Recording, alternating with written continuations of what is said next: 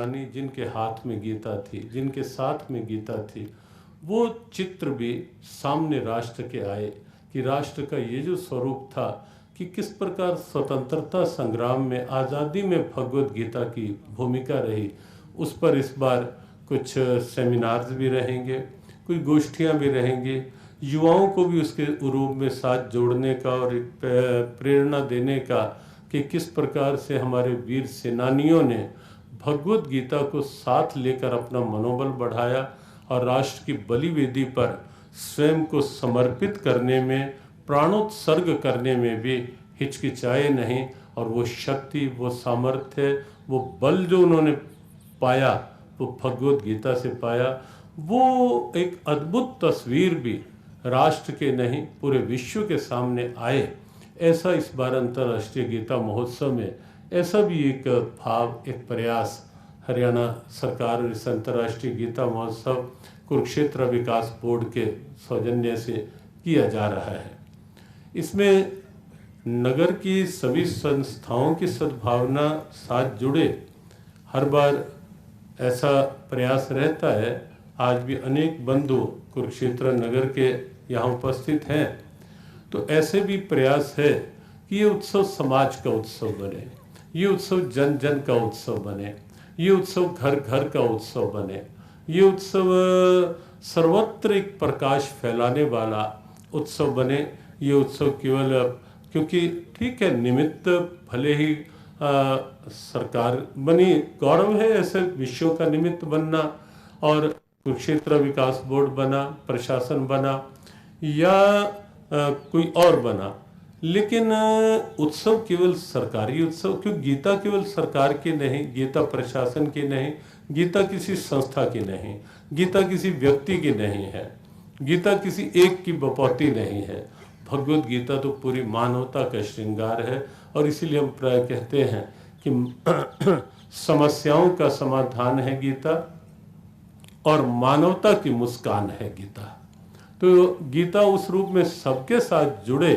ये इस बार अंतर्राष्ट्रीय गीता महोत्सव फिर से, कोविड के चलते पिछली बार वो स्वरूप नहीं आ पाया था, और इस वर्ष भी यद्यपि वह स्वरूप जो एक विराट होता है उसमें अभी भी कुछ सीमाएं, कुछ जो नियमितताएं रखनी आवश्यक हैं, वो उसका भी ध्यान रखने का प्रयास होगा ही।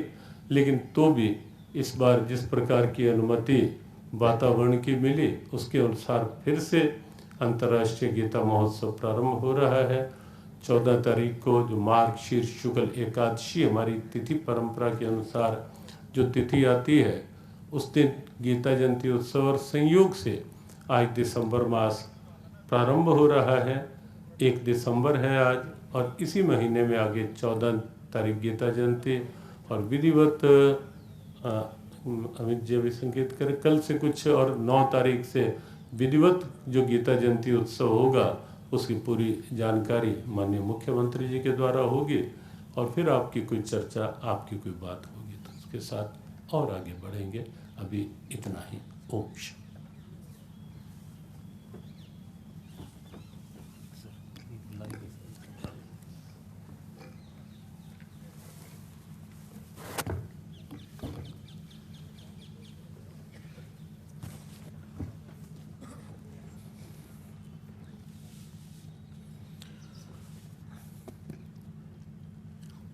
गीता मनीषी पूज्य स्वामी ज्ञानानंद जी महाराज,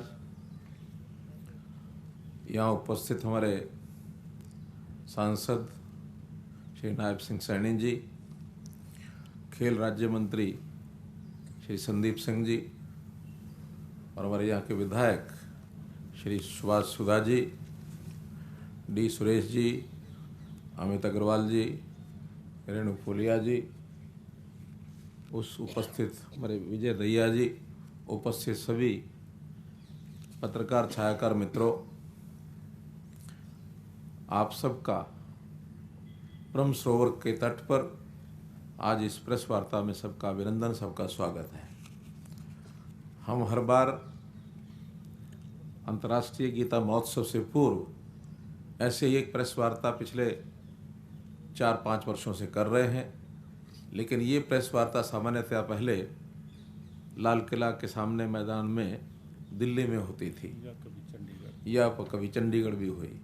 लेकिन इस बार ऐसा विचार किया गया कि क्यों नहीं हम जहां अपना ये उत्सव होगा उसी महोत्सव के स्थान पर, महोत्सव के प्रारंभ से पूर्व दिन पर हम करें, ताकि एक तारतम्य उस कार्यक्रम के साथ भी सब बंधुओं का बन जाए।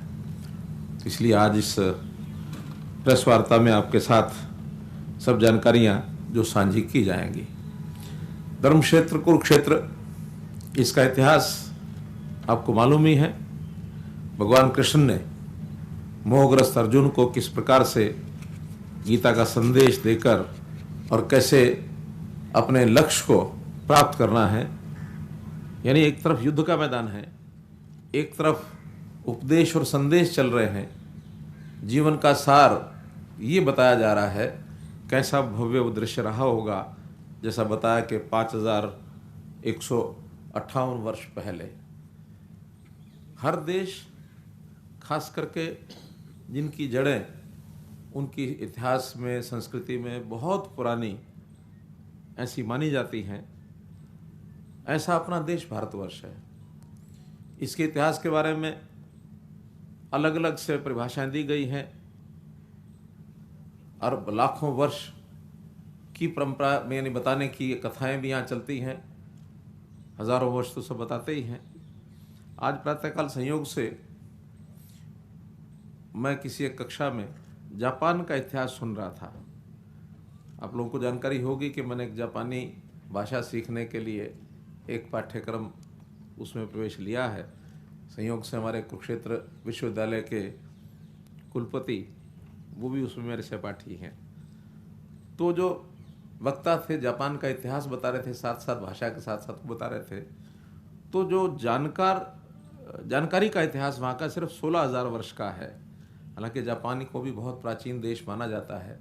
16,000 वर्षों में कब कब कैसे कैसे विकास हुआ, उसी प्रकार से हम अपने देश के बारे में विचार करते तो अपने देश का भी विकास इसी प्रकार से बढ़ता चला गया।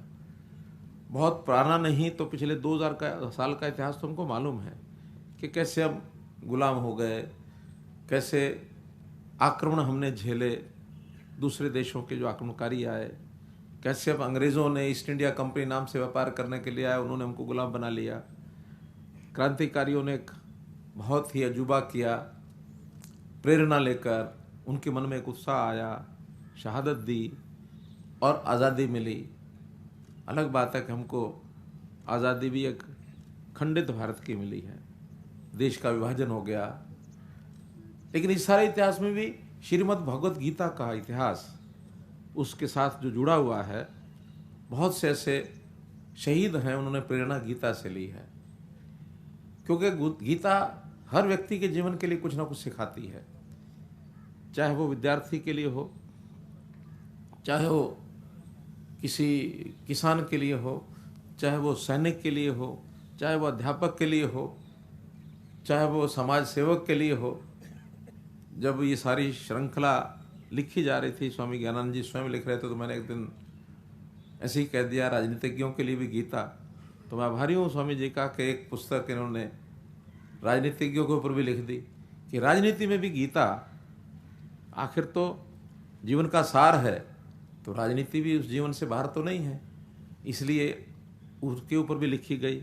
बहुत ऐसे संदेश गीता के माध्यम से व्यक्ति को जीने के लिए, एक स्वच्छ जीवन जीने के लिए मिलते हैं।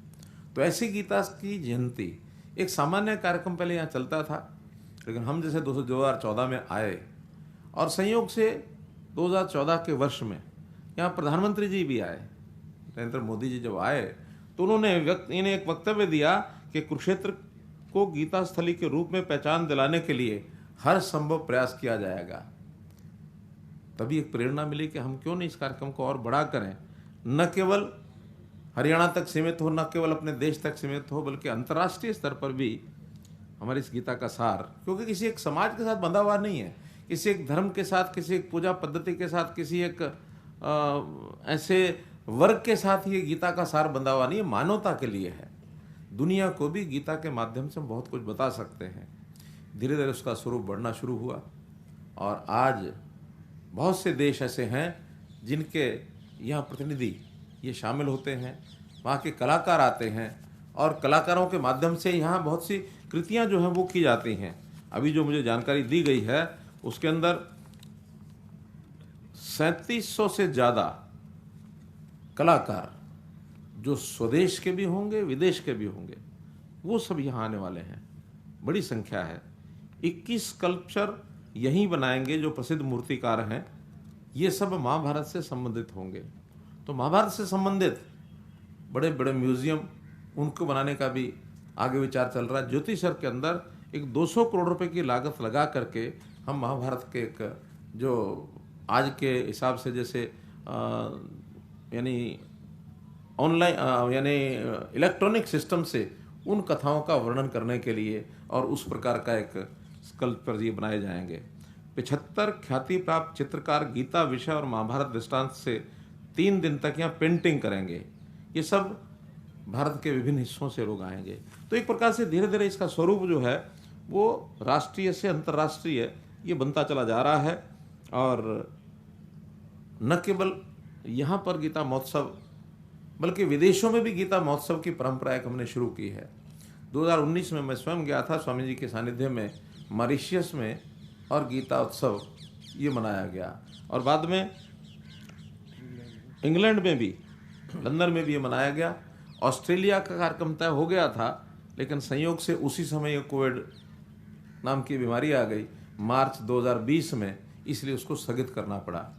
तो ये सारे देश यानी विदेशों में भी ये सारे कार्यक्रम करने की जो परंपरा हुई है इसका एक धीरे धीरे विस्तार होता जा रहा है। ये समय जो है हमारा ये पिछले 2016 से 2021 मात्र 5 साल या छठा ये उत्सव इतना मात्र नहीं है, बल्कि आगे चल करके वर्षों के बाद ये एक ऐसा युग माना जाएगा कि गीता के प्रचार प्रसार को किस समय सबसे ज़्यादा महत्व दिया गया। 5000 साल पहले गीता का अपना एक महोत्सव मनाया गया होगा, यानी गीता का अपना एक संदेश सुनाया गया, लेकिन उसको आज भारतवर्ष में आज़ाद भारत में गीता का उपयोग कितना है ये याद से शुरुआत करके विदेशों तक ले जाने के लिए ये समय ये याद जाना जाएगा, याद रखा जाएगा। और अभी जैसे आज़ादी के अमृत महोत्सव की बात आई तो उसकी झलक भी यहाँ मिलेगी। आखिर हमारे बलिदानियों ने, हमारे देश की आज़ाद कराने वाले लोगों ने, उन्होंने भी गीता का संबल इस नाते से कितना उसका उपयोग किया है, इसका भी एक प्रयोग होगा। और लगातार जैसे कल से 2 दिसंबर से ये कार्यक्रम शुरू होंगे, 19 दिसंबर तक चलेंगे।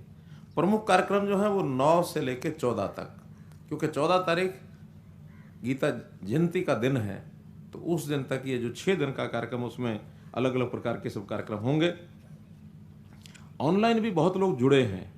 अभी 25 से ज़्यादा देशों के लोग, जिसमें अमेरिका है, कनाडा है, ऑस्ट्रेलिया है, यूके है, ऐसे 25 से ज़्यादा देशों के लोग, लगभग 3.5 लाख लोग जो हैं सोशल मीडिया के माध्यम से इस सारे अभियान के साथ जुड़े हुए हैं। और अभी यानी जो वेबसाइट बनाई है उस वेबसाइट को भी 2,30,000 से ज़्यादा लोगों ने अपडेट किया है। 38 लाख हिट्स आए हैं उसके ऊपर। अर्थात गीता का कितना लोग ग्रहण कर रहे हैं इस गीता के विषय को, ये इन आंकड़ों के माध्यम से अपने को पता लगता है। एक ऑनलाइन प्रश्नोत्तरी प्रतियोगिता 21 नवंबर से ये शुरू की गई है।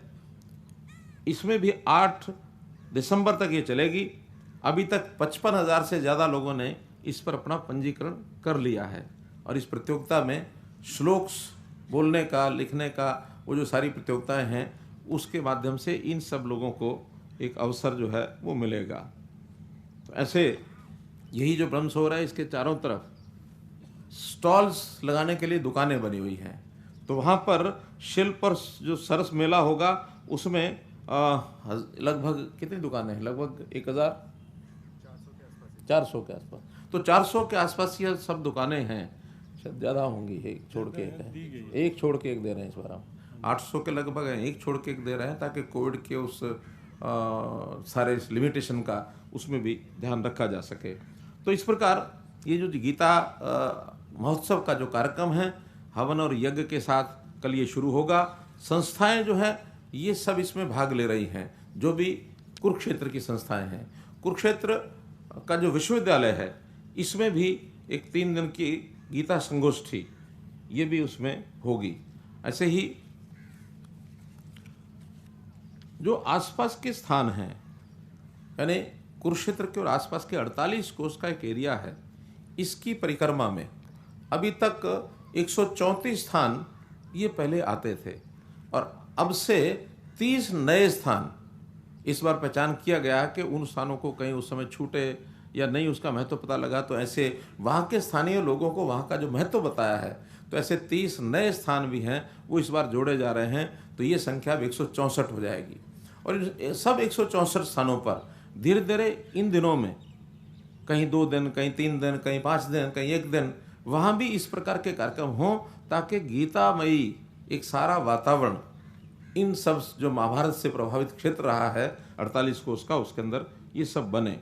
सांस्कृतिक कार्यक्रम उनका भी आयोजन किया जाएगा, जिसके अंदर स्वदेशी और विदेशी सब कलाकार, खास करके पुरुषोत्तम बाग में जो ब्रह्म सरोवर में आज़ादी के अमृत महोत्सव आधारित जो भव्य सांस्कृतिक कार्यक्रम होंगे, बहुत हर दिन सायंकाल के समय ऐसे सांस्कृतिक कार्यक्रमों का आयोजन भी किया जाएगा। हर दिन के कलाकार और उसका जो थीम है वो अलग अलग होगा, ताकि लोग उसको देख सकें, उसका आनंद ले सकें। संत सम्मेलन 12 दिसंबर 2021 को वो संत सम्मेलन होगा, जहाँ सारे देश के विदेश के संत समागम, यानी संतों के विचार, आखिर हर किसी व्यक्ति का, सिटीजन का अलग अलग प्रकार से गीता का अध्ययन करने का या गीता को ग्रहण करने का अलग अलग प्रकार होता है। उसी प्रकार से संतों ने जो इसके विवेचन किए हैं गीता के, उनके एक सम्मेलन के माध्यम से वो व्याख्यान भी होंगे और उससे भी हमें एक बहुत बड़ा लाभ मिलेगा। गीता के जो सेमिनार, हवन, यज्ञ, पाठ का आयोजन जैसा मैंने बताया ही है, वो सब होंगे लगातार 12 से लेकर 14 दिसंबर तक। महाविद्यालयों में गीता संसद का आयोजन 13 दिसंबर को जितने महाविद्यालय हैं उन सब में गीता संसद का आयोजन करने के लिए कहा गया है, ताकि वहाँ के जो विद्यार्थी हैं वो गीता संसद के रूप में उस पर भी अपने विचारमय से नाते से वो करेंगे।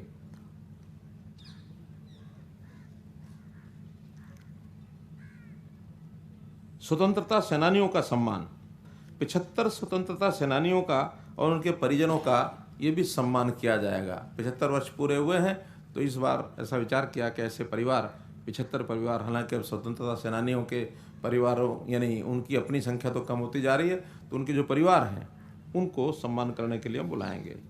वैश्विक गीता पाठ, जो हमने एक बार यहाँ 18,000 विद्यार्थियों को बुला करके और सांघिक गीता पाठ कराया था, और उसी दिन विदेशों में भी सांघिक पाठ उसी समय सब किए गए थे। लेकिन कोविड के कारण से इस संख्या को प्रत्यक्ष तो इस बार कम किया है, लेकिन ऑनलाइन जो है ये गीता पाठ इस बार भी कराया जाएगा। 1100 विद्यार्थियों द्वारा ये गीता पाठ इस बार यहाँ किया जाएगा, और 55,000 विद्यार्थी और देश विदेश से लाखों गीत प्रेमी जो श्रद्धालु ऑनलाइन पर जुड़ेंगे। तो इस प्रकार से एक बड़ी संख्या में ये सब लोग इसमें जुड़ने वाले हैं। ऐसे ही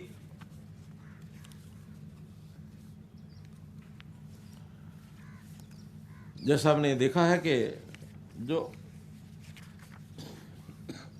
प्रदर्शनियों का भी आयोजन होगा, 10 प्रमुख प्रदर्शनियां ये लगाई जाएंगी, जिसमें विश्वगुरु भारत, 48 को का जो कुरुक्षेत्र, संत कबीर, संत रविदास, महर्षि वाल्मीकि, आज़ादी अमृत महोत्सव, उनकी सबकी अलग अलग जगह पर प्रदर्शनियां भी होंगी, ताकि लोग बाहर से जो आएंगे, हर बार लगभग जब सामान्य परिस्थिति में गीता महोत्सव था तो 25 लाख तक भी लोगों की उपस्थिति रही थी। एक साल को छोड़ दे अगर हम कोविड को, तो उससे पहले 25 लाख तक भी पहुंचे हैं। अब इस बार उतना तो ज़्यादा नहीं एक्सपेक्ट करते, लेकिन फिर भी बड़ी संख्या में लोग आएंगे। जैसा बताया कि कोविड की जो मर्यादा है उसको ध्यान में रख करके ये सारे कार्यक्रम किए जाएंगे। उन सब के लिए ऐसी 10 प्रमुख प्रदर्शनियाँ वो भी लगाई जाएंगी। पुस्तक मेला ये लगाया जाएगा। एक हरियाणा का पेविलियन, जिसमें हरियाणा की संस्कृति है, शिल्पकला है, खान पान है, बाकी सब है, ये पीछे ही ये बनाया गया है, उसका भी लोग जो है दर्शन कर सकेंगे। 28 नवंबर को भी 3 दिन पहले यहाँ गीता मैराथन कुरुक्षेत्र में उसका आयोजन किया ही गया है। वो भी एक सुंदर कार्यक्रम यहाँ था। कुछ विकास के कार्य जो यहाँ अभी किए गए हैं या चल रहे हैं, जैसे भगवान कृष्ण की विराट रूप की जो 40 फुट ऊंची प्रतिमा हम देख ही रहे हैं ज्योतिसर में, ये तो रथ है, ज्योतिसर में जो है वो 40 फुट की प्रतिमा वो बनाई गई है। लगभग उस पर 13.5 करोड़ रुपए की लागत आई है। पर्यटन मंत्रालय भारत सरकार की ओर से स्वदेश दर्शन यात्रा योजना, स्वदेश दर्शन योजना, इसके अंतर्गत कुरुक्षेत्र को कृष्णा सर्किट में शामिल किया गया है, जिसके लिए हमको 97 करोड़ रुपए की राशि ये मिली है, जो अभी ब्रह्म सरोवर, नरकातारी, ज्योतिसर, सन्निध सरोवर और शहर के अन्य विकास कार्य, इन सब में उसको लगाया गया है। तो ये सारा जो विकास हम देख रहे हैं, इसमें केंद्र सरकार का भी भरपूर हमको योगदान जो है वो मिला है। गीता स्थली ज्योतिसर पर, जैसा मैंने बताया, महाभारत थीम के ऊपर जो एक निर्माण किया जा रहा है भवन का, लगभग 2 एकड़ भूमि पर वो जो है भवन, उसका निर्माण किया जा रहा है और इसका काम लगभग अभी 80% पूरा हुआ है। जैसे कंप्लीट होगा तो कुरुक्षेत्र के क्षेत्र का एक मुख्य आकर्षण का केंद्र वो देश और दुनिया के लोगों के लिए वो रहेगा। वहाँ आधुनिक मल्टीमीडिया जो प्रणाली है, उससे वहाँ के जो दृश्य है महाभारत के, वो सब दिखाए जाएंगे और उसमें श्रीमद् भगवत गीता, सरस्वती नदी, वैदिक सभ्यता, ऐसे भी सब दृश्य वहाँ पर दिखाए जाएंगे, जिसकी लागत जो है लगभग 205 करोड़ रुपया जो मैंने बताई है, वो सब उसकी होने वाली है। यहाँ के जो ट्रेन्स हैं, कुरुक्षेत्र का जो रेलवे स्टेशन है उसको भी रेनोवेट किया जा रहा है, ताकि वहाँ भी जो यात्री आते हैं या ट्रेन वहाँ से निकलती हैं, अगर मात्र देख भर लेगा अगर वहाँ स्टेशन को कोई यात्री, तो उनको भी महाभारत की एक प्रकार से नगरी है उसका आभास होगा। और वहाँ से जो जाने आने वाली ट्रेन्स हैं, उनकी जो नई ट्रेन्स हैं मथुरा और हरिद्वार से जोड़ने के लिए कुछ ट्रेन्स यहाँ से चलाई जाएंगी, ताकि कुरुक्षेत्र तीर्थस्थली से और मथुरा तीर्थस्थली और हरिद्वार तीर्थस्थली, उनके साथ भी ट्रेन्स यात्रियों को, तीर्थ यात्रियों को उसका लाभ होगा। स्वच्छता के नाते भी इस कुरुक्षेत्र नगर का बहुत ध्यान रखा जा रहा है। हमने इसको एक अभियान चलाया, एक योजना बनाई है, दिव्य कुरुक्षेत्र योजना। तो दिव्य कुरुक्षेत्र योजना में स्वच्छता अभियान, ये क्योंकि मेला क्षेत्र है तो सफाई रखना बहुत आवश्यक है, इसलिए मुझे खुशी है कि भारत के 30 स्वच्छ शहर हैं, उन 30 स्वच्छ शहरों में और ब्रह्म सरोवर को इसको शामिल किया गया है। और इसकी जो पूरा एडमिनिस्ट्रेशन है या बाकी जो कुरुक्षेत्र डेवलपमेंट बोर्ड है, जो भी इसका सारा ध्यान रख रहे हैं, उसका जो उस कारण से 30 स्वच्छ स्थलों के अंदर इसका नाम आया है। इसके लिए मैं सराहना करता हूँ यहाँ के एडमिनिस्ट्रेशन की कि अच्छी व्यवस्था यहाँ उन्होंने बना करके रखी है।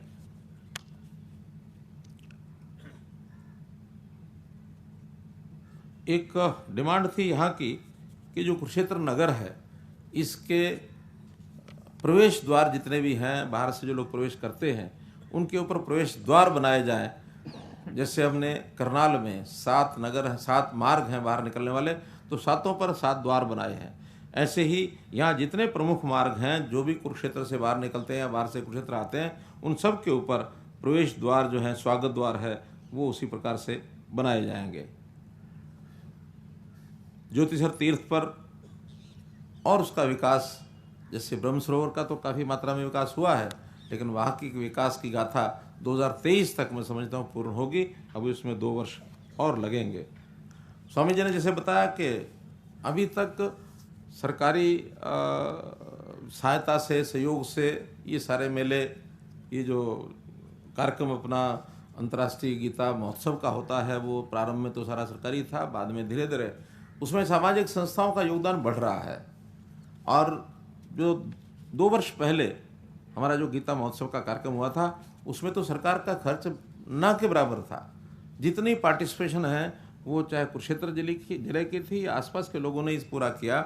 अब इस बार हमने विचार किया है कि इसकी एक कोई समिति, अंतर्राष्ट्रीय गीता महोत्सव समिति बनाकर उसको पंजीकृत कराया जाए, ताकि वो पंजीकृत समिति जो है आगे से वही उस कार्यक्रम को मुख्य रूप उसकी योजना बनाएगी, करेगी। सहयोग सारा प्रशासन का होगा, उसमें कुरुक्षेत्र डेवलपमेंट बोर्ड का भी होगा, यहाँ के जिला प्रशासन का भी होगा, हरियाणा सरकार का भी होगा, लेकिन मुख्य रूप से जो समिति है, आयोजन समिति कहें या उसको स्वागत समिति कहें, वो समिति इस कार्यक्रम को यानी ओन करेगी और वही सारा कार्यक्रम करेगी।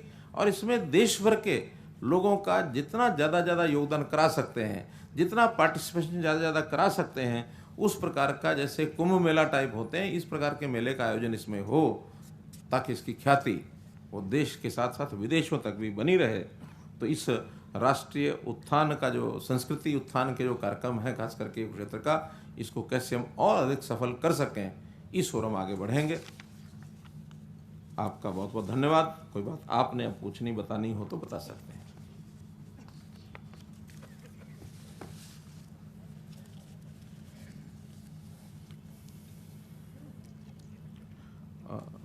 बाहर से आने वाले लोग कौन कौन है अभी?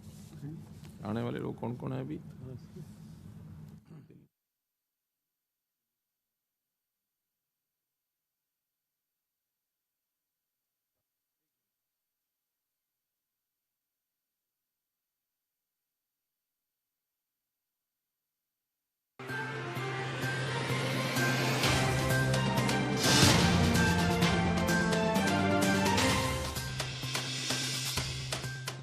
हर जोखिम